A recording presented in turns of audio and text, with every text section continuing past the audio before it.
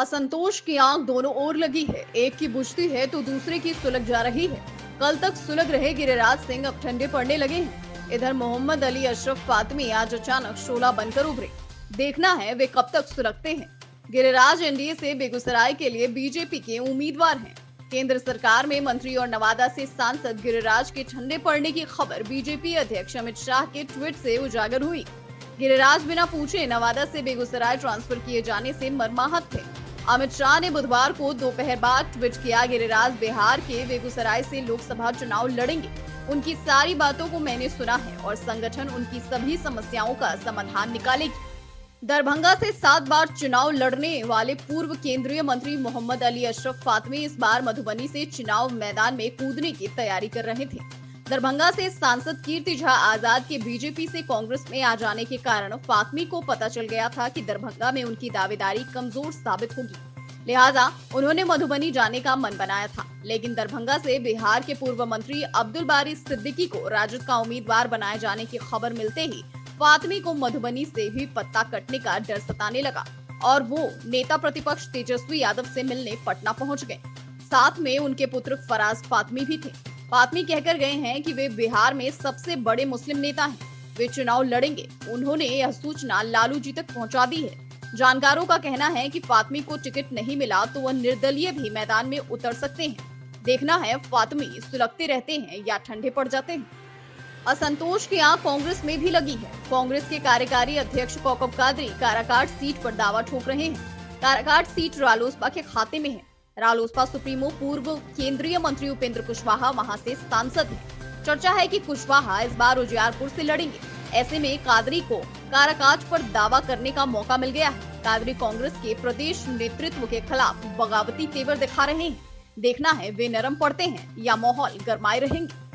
कटिहार की सीट को लेकर तो बीजेपी का कलह सतह पर आ गया है। पार्टी के मजबूत नेता माने जाने वाले अशोक अग्रवाल ने मंगलवार को कटिहार से बतौर निर्दलीय प्रत्याशी नामांकन दाखिल कर दिया। वे कटिहार की सीट जदयू को देने से खफा बताए जाते हैं। अशोक के बगावती तेवर को ढीला करने के लिए प्रदेश नेतृत्व में उन्हें कड़ा पत्र लिखकर नामांकन वापस लेने की चेतावनी दी है।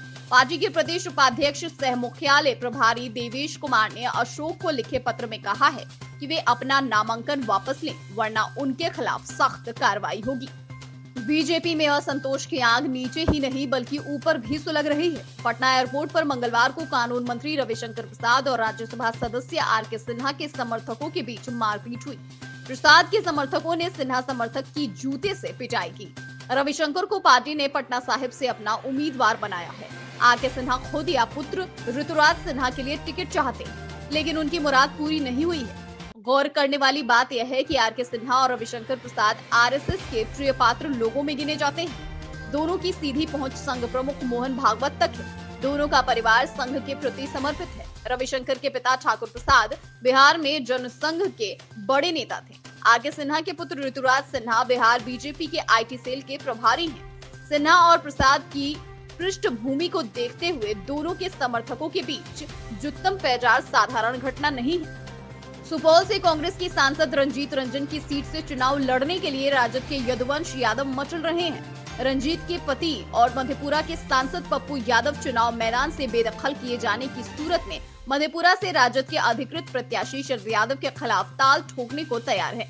जानकारों का कहना है कि पप्पू को शांत करने के लिए सुपौल में राजद का असंतोष प्रायोजित किया जा रहा है। उधर सीतामढ़ी से चुनाव लड़ने के लिए राजद के सीताराम यादव के समर्थक राबड़ी देवी के आवास के सामने धरना प्रदर्शन करने के बाद लौट चुके हैं। जहानाबाद सीट को लेकर राजद के स्थानीय नेता बगावत पर उतारू हैं।